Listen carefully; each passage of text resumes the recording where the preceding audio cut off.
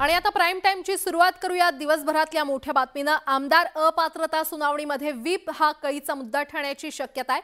शिवसेनेतील फुटीनंतर उद्धव ठाकरेंनी एकनाथ शिंदेंसह त्यांच्यासोबत सुरतला गेलेल्या आमदारांना व्हीप बजावला होता आणि तत्कालीन पक्षप्रतोद सुनील प्रभूंनी तो व्हीप बजावला होता। बुधवारच्या सुनावणीमध्ये शिंदेंच्या वकिलांनी व्हीपवरून सुनील प्रभूंची उलट तपासणी घेतलेली आहे। पाहूयात। शिवसेना आमदार अपात्रतेवर दुसऱ्या दिवसाची सुनावणी व्हीपवर झाली। शिवसेनेतील फुटीनंतर शिवसेनेने व्हीप जारी केला होता। त्यावरून शिंदेंचे वकील महेश जेठमलानी यांनी ठाकरेंच्या पक्षाचे प्रतोद सुनील प्रभूंची उलट तपासणी घेतली। जेठमलानी यांनी व्हीपवरून विविध प्रश्न प्रभूंना विचारले। जो व्हीप उन्होंने इशू किया 21 तारीख को, वो व्हीप कभी नहीं इशू किया गया है। वो बोगस व्हीप है, वो एक फॉर्जरी है। सिर्फ उन लोग का पूरा डिस्क्वालिफिकेशन पिटीशन इस आधार पे है कि 21 तारीख का जो उन्होंने व्हिप इशू किया उसके अगेंस्ट कोई आए नहीं थे मीटिंग के लिए। वो 21 तारीख का जो व्हिप था, हर एमएलए को ये बताया गया था कि आपको अटेंड करना है मीटिंग, और वो लोग नहीं अटेंड किए, तो इसलिए डिस्क्वालिफिकेशन। लेकिन अब तो हमने ग्राउंड बनाया है आज क्रॉस एग्जामिनेशन द्वारा। हे तेच व्हीप आहे का जे तुम्ही पक्ष प्रमुखांचा आदेश आल्यावर तयार केलं होतं, असा प्रश्न शिंदेंच्या वकिलांनी सुनील प्रभूंना विचारला। त्यावर पक्ष प्रमुख उद्धव ठाकरे यांनी मला मीटिंग बोलवायला सांगितली होती, आमदार मिसिंग आहेत त्यामुळे व्हीप जारी करायला सांगितला होता। प्रतोद म्हणून माझी जी जबाबदारी होती त्यानुसार मी हा व्हीप जारी केला असं त्यांनी सांगितलं। तुम्ही जो व्हीप दिला होता तो तुम्ही तयार केला नव्हता असा प्रश्न शिंदेंच्या वकिलांनी विचारला। त्यावर उत्तर देताना हे खोटं आहे असं उत्तर सुनील प्रभूंनी दिलं। व्हीपवर 2/22 लिहिलं आहे, याचा अर्थ असा होतो का की तो त्या वर्षातला दुसरा व्हीप होता असा प्रश्न शिंदेंच्या वकिलांनी प्रभूंना विचारला। मी याबाबत आता सांगू शकत नाही असं सुनील प्रभूंनी उत्तरात सांगितलं। हा व्हीप तुम्ही तयार केला आहे याचा अर्थ व्हीप क्रमांक 2/22 हे तुम्हीच लिहिलं आहे का असा प्रश्न शिंदेंच्या वकिलांनी विचारला। तर 2/22 हा व्हीपचा क्रमांक कामकाजाचा भाग आहे, मला त्याबद्दल माहिती नाही, मला आठवत नाही। व्हीप मी तयार करण्यास सांगितलं होतं, त्यावर मी सही केली होती। तुम्ही सही केली होती तेव्हा 2/22 त्यावर लिहिलं होतं का असा पुढचा प्रश्न शिंदेंच्या वकिलांनी विचारला।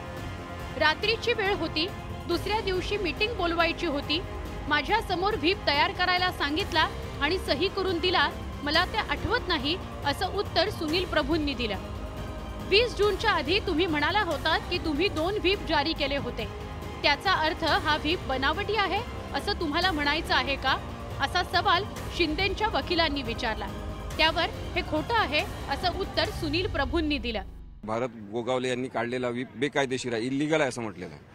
त्यानंतर एकनाथ शिंदे यांची गटनेता म्हणून नेमणूक केली, ती सुद्धा इल्लीगल आहे असं सर्वोच्च न्यायालयाने सांगितलं। हे सगळं कशाच्या आधारे सांगितलं? हे त्या व्हीपच्या आधारे सांगितलं, पण तो व्हीपच नव्हता आणि तो व्हीप बेकायदेशीर आहे, त्या व्हीपचं अस्तित्वच नाही। हे खोटं जे आहे ते प्रस्थापित करण्यासाठी महेश जेठमलानी यांनी जवळपास 40 ते 42 प्रश्न विचारलेले आहेत आणि माझं असं स्पष्ट मत आहे की असत्याला सत्य म्हणून प्रस्थापित करायचं असते तेव्हा जास्त वेळ द्यावा लागतो। शिवसेनेतील फुटीनंतर शिंदे आपल्या समर्थक आमदारांसह गुजरात मार्गे गुवाहाटीला गेले होते। पक्षातील बंड लक्षात आल्यावर उद्धव ठाकरेंनी बंडखोर आमदारांना व्हीप बजावला होता, तोच व्हीप आता कळीचा मुद्दा ठरलाय। उदय जाधवसह प्रणाली कापसे, न्यूज 18 लोकमत, मुंबई। शरद पवार गट आणि अजित पवार गटाच्या विरोधात आक्रमक झालेला आहे। प्रफुल्ल पटेल यांच्या विरोधात शरद पवार गट आक्रमक झाल्याची माहिती मिळते। अजित पवार गटाचे राज्यसभेचे खासदार प्रफुल्ल पटेलांचं राज्यसभेचं सदस्यत्व रद्द करावं या मागणीसाठी राष्ट्रवादीच्या शिष्टमंडळानं उपराष्ट्रपतींची भेट घेतली आहे। दरम्यान शरद पवार गटाच्या शिष्टमंडळात सुप्रिया सुळे, शरद पवार गटाच्या राज्यसभेच्या खासदार वंदना चव्हाण यांचा समावेश आहे आणि 4 महिन्यांपूर्वी 10व्या अनुसूचीनुसार पक्षविरोधी कृती केल्यामुळे कारवाई करण्यासाठी मागणी करून देखील कारवाई न झाल्यानं शरद पवार गटाच्या शिष्टमंडळानं भेट घेतल्याचं समोर आलंय। पुढची बातमी पाहूयात। पनवतीवरून देशभरात भाजप आणि काँग्रेसमध्ये चांगलीच राजकीय लढाई सुरू झालेली आहे। राहुल गांधींनी पंतप्रधान नरेंद्र मोदींची तुलना पनवतीसोबत केली आहे आणि त्यावरून भाजपनं जोरदार पलटवार केलाय। पाहूयात।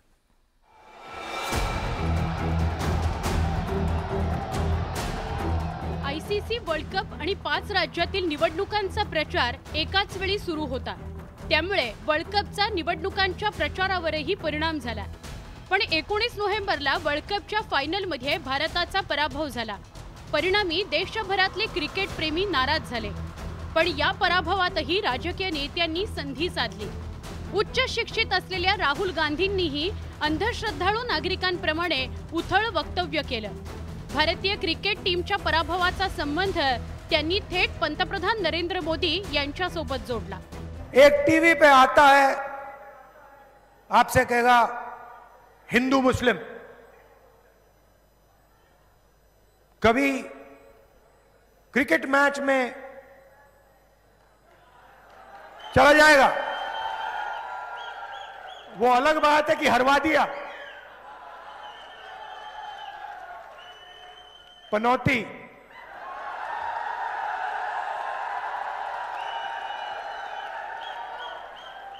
पीएम मतलब पनौती मोदी. राजस्थानमध्ये विधानसभा निवडणुकीच्या प्रचारात जालोर मधल्या प्रचार सभेमध्ये राहुल गांधींनी पंतप्रधानांवर केलेल्या वक्तव्याचे चांगलेच पडसाद उमटले. राहुल गांधींनी माफी मागावी अशी मागणी भाजपचे नेते रविशंकर प्रसाद यांनी केली. राहुल गांधींनी वापरलेला शब्द अशोभनीय असल्याचं प्रसाद म्हणाले. तर राहुल गांधींच्या वक्तव्याचा विपर्यास केल्याचा दावा नाना पटोलेंनी केला. आता ह्या वक्तव्याला कुठल्या नरेंद्र मोदीचं नावच घेतलं नाही. आता नरेंद्र मोदीचं नाव न घेता पनोती हा शब्द वापरला तर पनोती वाजला म्हणजे नरेंद्र मोदींचा अपमान केला असं BJP आज बोलते आहे. तर मग भारताची आपण जिंकलेली मॅच का हरलो याच्यावरच एक आत्मपरीक्षण व्हायला पाहिजे ना. भाजपचे आमदार नितेश राणे यांनी राहुल गांधींवर जोरदार पलटवार केलाय. 19 नोव्हेंबरला टीम इंडियाचा पराभव झाला त्या दिवशी कुणाची जयंती होती याची आठवण नितेश राणेंनी करून दिली. Gandhi कुटुंबाच्यामुळे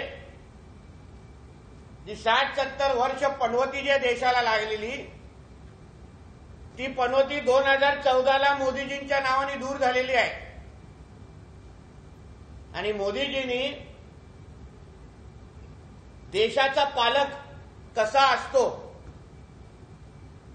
father of the nation कसा असतो हे खऱ्या अर्थाने त्या निमित्ताने दाखवून दिलेला आहे. आम आदमी के लिए तो मोदी जी गरीबों की मसीहा है. आम आदमी के लिए मोदी जी देश के रक्षक है. आम आदमी के लिए मोदी जी देश को आगे ले जाने वाले प्रधानमंत्री है. और जहाँ तक राहुल गांधी का सवाल है, उनकी पार्टी भी उनको सीरियसली नहीं लेती, जनता भी उनको सीरियसली नहीं लेती, तो मैं क्यों उनको सीरियस लूं?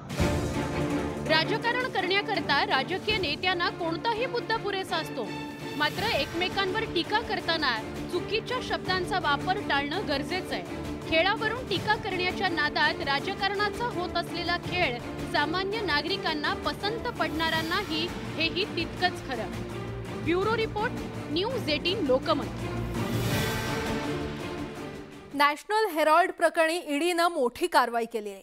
नॅशनल हेरॉल्ड वृत्तपत्राशी संबंधित कंपन्यांवर मनी लॉन्ड्रिंग अंतर्गत कारवाई करत 752 कोटी रुपयांची संपत्ती आणि शेअर्स जप्त करण्याचा आदेश दिलाय. आणि त्यावरून आता राजकीय आरोपांना सुरुवात झाली आहे. भाजपनं राजकीय द्वेषातून ही कारवाई केल्याचा आरोप काँग्रेसनं केलाय, तर भाजपनं काँग्रेसच्या आरोपांचं खंडन केलंय.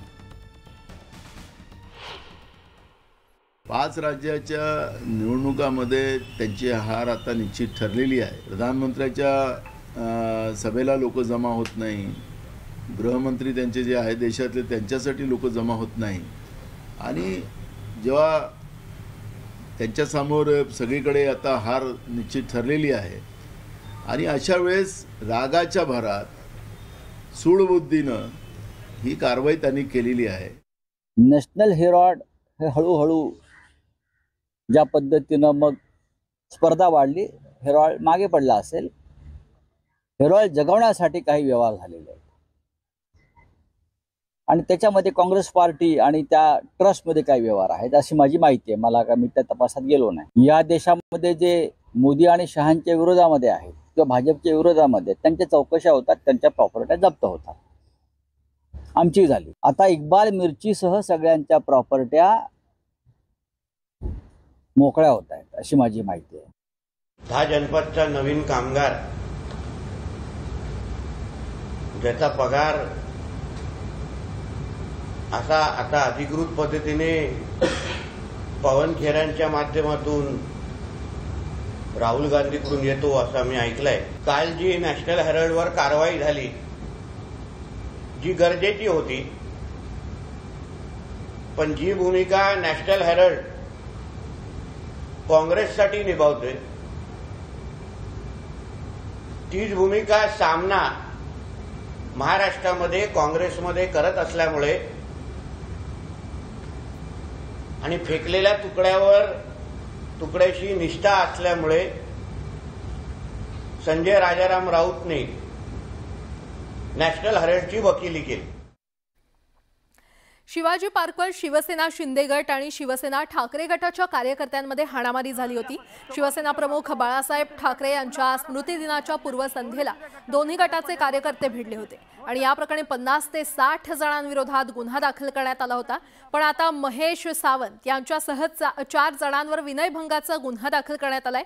महेश सावंत यांना नोटीस बजावून सोमवारी चौकशीला हजर राहण्यास सांगण्यात आलं होतं आणि त्यानंतर मंगळवारी शिवाजी पार्क पोलिसांनी नवा गुन्हा दाखल केला. खोटे गुन्हे आहेत, हे गुन्हे खोटे आहेत.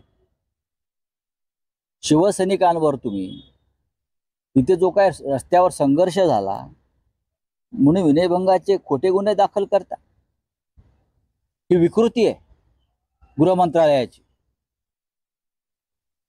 गृहमंत्र्यांनी या विकृतीवर तोडगा काढला नाही तर आम्ही पाहू काय करायचं ते. खोटे असेल तर खोटे होतील ना. जर सीसीटीव्ही फुटेज आहे सर्व त्यात जर दिसत असेल तर ते गुन्हा चालेल, नसतं तुम्हाला निर्दोष सोडण्यात येईल. हा काही आम्ही दाखल केलेला नाही, पोलिसांनी दाखल केलेला गुन्हा आहे आणि ज्यांच्यावर गुन्हा दाखल झालाय तर त्याचा एव्हिडन्स जर नसेल तर त्यांना सुटका सुद्धा होऊ शकते. नाशिक जिल्ह्यातल्या इगतपुरीमध्ये मनोज जरांगे पाटील यांचा झंझावात पोहोचला. इगतपुरीतल्या सभेत जरांगेंनी पुन्हा एकदा छगन भुजबळांवर निशाणा साधला. सगळं तो एकटाच खातोय अशा शब्दात जरांगे पाटलांनी निशाणा साधला. मंडल कमिशननं एकही काम केलं नसल्याचाही आरोप जरांगे पाटलांनी जाहीर सभेत केला. पाहूयात.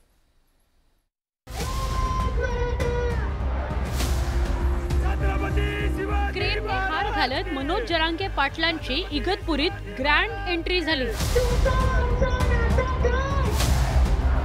सकल मराठा समाज नाशिक जिल्ह्याकडून इगतपुरी तालुक्यातील शेळीत जाहीर सभेचं आयोजन करण्यात आलं होतं. तब्बल 50 एकर मैदानावर सभेकरता सकाळपासूनच मराठा समाज बांधवांनी प्रचंड गर्दी केली होती. एखाद्या राजकीय सभेला होणार नाही इतकी गर्दी यावेळी जमली होती. नाशिक जिल्ह्यात छगन भुजबळांचं प्राबल्य असल्यानं जरांगे पाटलांनी तिथंच जाऊन हल्लाबोल केला. आमच्यात येऊ नका. आणि कुठे जातो रे? कायद्याच्या पदावर बसलाय तो माणूस कायदा पायदळी तुडवायला लागला. जाती जातीत दंगली होतील, मराठा आणि ओबीसी वाद होतील असे वक्तव्य करायला लागला. तुमच्याकडे राज्याचं पालकत्व आहे, दंगली कराव्यात हा उद्देशांचा. मराठा समाज ओबीसीच्या आरक्षणात गेल्यामुळे दंगली घडवण्याचा त्यांचा कट असू शकतो, पण आपल्याला संयम ठेवायचा आहे असं आवाहन जरांगे पाटलांनी यावेळी केलं. तसंच माझ्या नादी लागू नका असा इशाराही त्यांनी छगन भुजबळ यांना दिला. आता त्याचं झालंय वय, त्याला काही सुचाना. त्याचं बी मला सगळं माहिती, त्याचं त्याला माहिती आहे ना. मला माहिती त्याने भाजी कुठेही केली, कोणत्या पाहुण्याचा खात होता, कोणाचा बंगला हडपिला, कोणाची जागा हडपिली. भाऊ तू माझ्या नादी लागू नको, मराठ्यांना उघड डोचू नको. मनोज जरांगे पाटील यांनी यावेळी मंडल आयोगावरही तोफ टाकली. मंडल आयोगानं काम करण्याऐवजी इंग्रजांच्या जनगणनेची यादी उचलली होती असा आरोप जरांगे पाटलांनी केला. घटना सांगते 100% दिलं पाहिजे. 100% आरक्षण फक्त एससीला आणि एसटीलाच. त्यानंतरचे दिलेले आरक्षण लोकसंख्येच्या प्रमाणात 50%. ओबीसींना 90ला 14% आरक्षण सुरू झालं. मायबाप मराठ्यांनो, 14%. नाशिक जिल्ह्यात जाऊन छगन भुजबळांच्या जिव्हारी लागणारी टीका करून मनोज जरांगे पाटील यांनी त्यांचे इरादे जाहीर केले. तसंच मंडल आयोगाच्या कार्यपद्धतीवरही त्यांनी प्रश्नचिन्ह उपस्थित केलंय. एकंदरीतच मराठा आरक्षणाच्या लढ्यात मनोज जरांगे पाटील आक्रमकपणे वाटचाल करत असल्याचं बघायला मिळतंय. छत्रपती शिवाजी महाराज की. Bureau report, news 18 Lokmat. Bhajap प्रदेशाध्यक्ष चंद्रशेखर बावनकुळे पर्यटनावर असताना त्यांचा एक फोटो खासदार संजय राऊतांनी ट्विट केला होता आणि त्यानंतर राजकीय वर्तुळात आरोप प्रत्यारोपांच्या फैरी सुरू झाल्या. मात्र यावर आता बावनकुळेंनी थेट भाष्य केलंय. अशा फोटोंच्या आधारावर कुणाची इमेज खराब करता येत नाही असा टोला त्यांनी यावेळी विरोधकांना लगावलाय. दरम्यान या सर्व प्रकारामुळे माझ्या परिवाराला त्रास झाला. हाँगकाँग या पर्यटन स्थळी गेलो होतो, मात्र सगळं चांगलं चालू असताना व्यक्तिगत जीवनात आमच्या परिवाराला डिस्टर्ब करण्याचा प्रयत्न झाला. राजकारणात काम करताना असे प्रयत्न चुकीचे वाटतात, त्यामुळे मला आणि परिवाराला वाईट वाटलं अशी खंत देखील त्यांनी व्यक्त केली आहे. राजकीय विरोधकांची इमेज ज्या प्रकारे ते त्यांच्या शब्दात खराब करतात ना, त्या सगळ्या राजकीय वेगळ्या पक्षातल्या लोकांनी सुद्धा 40-40, 50-50 वर्ष राजकारणामध्ये, समाजकारणामध्ये घालवलेले. तुम्हीच नाही घासले, आम्ही घासले. आम्ही किंवा आमच्या कुटुंबावर, आमच्या नेत्यांवर तुम्ही ज्या प्रकारचे आरोपाने हल्ले करताय ते कोणत्या संस्कृतीमध्ये बसते? ती विकृतीच आहे. आमच्यामध्ये संस्कृती आणि माणुसकी आहे, म्हणून आम्ही एका फोटोवर थांबलो. हे सर्वांनाच माहिती आहे. हाँगकाँग मकाऊमध्ये कुठल्याही हॉटेलमध्ये गेल्यानंतर हॉटेलच्या कुठल्याही एंडला गेलं तरी कसिनोमधूनच क्रॉस करावं लागतं. 3.5 कोटी रुपये. अहो, असा काळ आहे, 1 लाख रुपये सुद्धा तुम्ही इमिग्रेशन करू शकत नाही. 1 लाख रुपये तुमच्या बॅगमध्ये असले तर 3-3दा सिक्युरिटी आज चेक करावी लागतं. या पर्यटनाच्या ट्रिपमध्ये मोठ्या मुश्किलीने 14 महिन्यात 3 दिवस माझ्या परिवाराला दिले आणि पुढे 1 वर्ष मी देणार नाहीये. त्यामुळं या गोष्टीचं नक्की वाईट वाटलं की राजकारणाची पातळी एवढी खाली जाऊ शकतं. संत तुकाराम महाराजांबद्दल वादग्रस्त विधान केल्यामुळे अडचणीत आलेल्या बागेश्वर धामचे धीरेंद्र शास्त्री अखेर संत तुकाराम महाराजांच्या चरणी लीन झाले. देहूस्थित तुकाराम महाराजांच्या शिळा मंदिराला त्यांनी भेट दिली. धीरेंद्र शास्त्रींना संत तुकाराम महाराजांबद्दल केलेल्या वादग्रस्त विधानामुळे विरोध होत होता. परिणामी पुण्यात दाखल होताच पत्रकार परिषदेमध्ये धीरेंद्र शास्त्रींनी 2दा माफी मागितली होती आणि बुधवारी देहूमध्ये येऊन तुकाराम महाराजांचं दर्शन घेऊन वादावर पडदा टाकण्याचा प्रयत्न केला.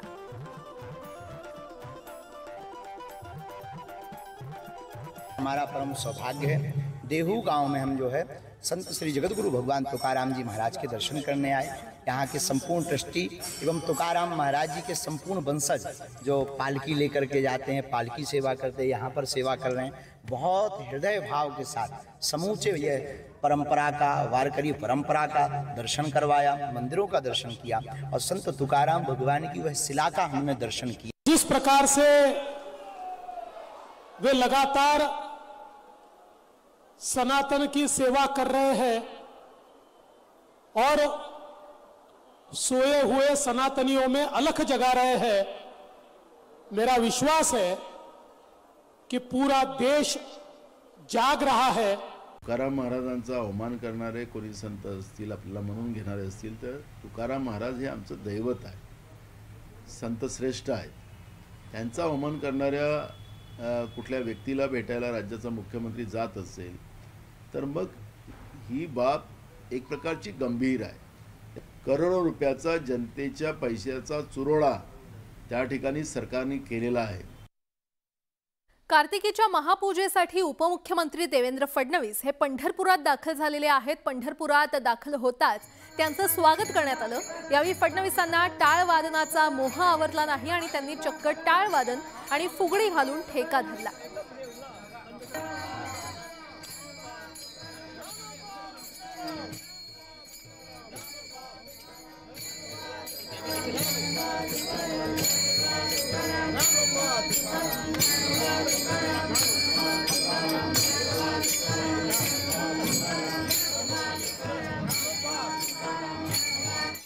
पुढची बातमी पाहूयात. चष्मा लागल्यानंतर भाजप नेत्या पंकजा मुंडे यांनी मिश्किल वक्तव्य केल्याचं पाहायला मिळतंय. आमच्या पप्पांनी गणपती आणला या गाण्याच्या चालीला पंकजा मुंडे यांनी नवे शब्द देत आपलं नवं गाणं तयार करून एक व्हिडिओ तयार केलाय. चष्मा लागल्यानंतर भाजप नेत्या पंकजा मुंडे यांचा हा व्हिडिओ तुफान व्हायरल होतोय. यामध्ये त्यांनी ताईला चष्मा लागला असं म्हणत जवळचं कमी दिसत होतं, आता अधिक स्पष्ट दिसेल असं म्हटलंय. दरम्यान हा खोचक टोला पंकजा मुंडे यांनी नेमका कुणाला लगावलाय याची चर्चा सध्या राजकीय वर्तुळात रंगते. 1 मिनिट सरप्राईज. ताईला चष्मा लागला, ताईला चष्मा लागला. लांबचा चष्मा नाही बरं का, जवळचा चष्मा आहे. जवळचं कमी दिसत होतं वाटतं, ते आता चांगलं स्पष्ट दिसायला लागेल. छोटासा नंबर आहे पण मला स्पष्ट दिसतंय जवळचं.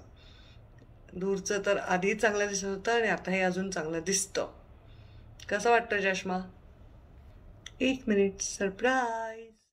राष्ट्रवादी काँग्रेसच्या खासदार सुप्रिया सुळे या भोर आणि पुरंदरच्या दौऱ्यावर होत्या आणि या दौऱ्यादरम्यान त्यांनी जेजुरीमध्ये पॅराग्लायडिंगचा आनंद लुटला. सुप्रिया सुळे यांनी पॅराग्लायडिंग करत अवकाशात भरारी घेतली. जेजुरीमध्ये आलेल्या सुप्रिया सुळे यांनी पॅराग्लायडिंगचा आनंद लुटला आणि सुरक्षा विषयक सर्व ती साधनं घालत सुप्रिया सुळेंनी अवकाशात पॅराग्लायडिंगच्या माध्यमातून झेप घेतली.